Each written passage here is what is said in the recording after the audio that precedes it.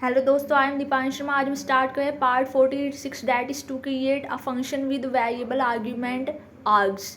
जब हमें one time पे पैरामीटर पास करना होता है, हमें नहीं पता कि जो यूज़र है वो 2 पैरामीटर पास करेगा, 3 करेगा, 4 करेगा, तो ऐसे कंसेप्ट को हम बोलते हैं वेरिएबल आर्ग्यूमेंट्स।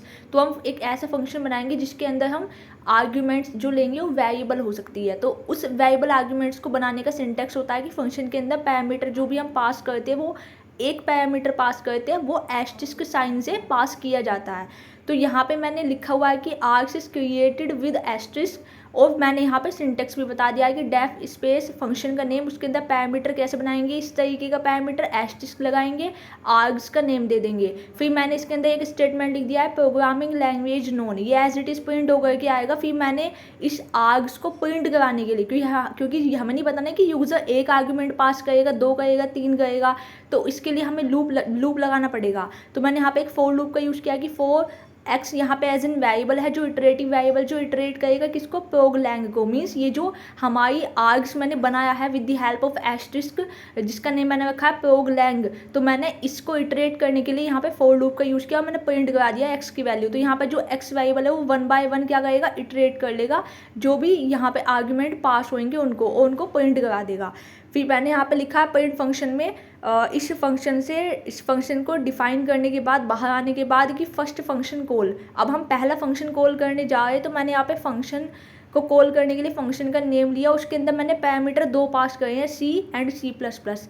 जब फर्स्ट फंक्शन कॉल होगा तो आउटपुट कुछ इस तरीके से आएगा। सबसे पहले लिखा आएगा कि प्रोग्रामिंग लैंग्वेज नोन, क्योंकि जब फंक्शन कॉल होगा तो उसके अंदर 2 पैरामीटर जाएंगे, तो 2 पैरामीटर जाएंगे तो पहली लाइन जो प्रिंट होगी वो होगी प्रोग्रामिंग लैंग्वेज नोन। फिर जो हमारा फॉर लूप चलेगा, फॉर लूप क्या कहेगा कि जो ये फंक्शन मैंने कॉल किया इसके अंदर मैंने 2 पैरामीटर पास करे थे, सी और C++, तो फिर आ जाएगा C एंड C++। उसी तरीके से सेकंड फंक्शन कॉल होगा जिसमें मैंने 3 पैरामीटर पास करे, C++ जावा, तो पहले लिखा जाएगा प्रोग्रामिंग लैंग्वेज नोन, फिर आ जाएगा C++ जावा। इसी तरीके से थर्ड फंक्शन कॉल होगा जिसमें लिखा जाएगा C++ जावा कोटलिन। तो ये तरीके से हमारा कंसेप्ट था कि अगर हमारे वेरिएबल आर्ग्यूमेंट्स पास करेगा यूज़र वन टाइम पे, मतलब कि यूज़र कितने भी आर्ग्यूमेंट अगर पास कर सकता है, तो इस कंसेप्ट को बोलते हैं हम आर्ग्स। और आर्ग्स को बनाने के लिए हम एस्टेरिस्क सिंबल का यूज़ करते हैं एज एन पैरामीटर। किसके पैरामीटर में, फंक्शन के पैरामीटर में। तो I hope you understand. If you have any doubt you can ask me any time in the comment section. Thank you so much,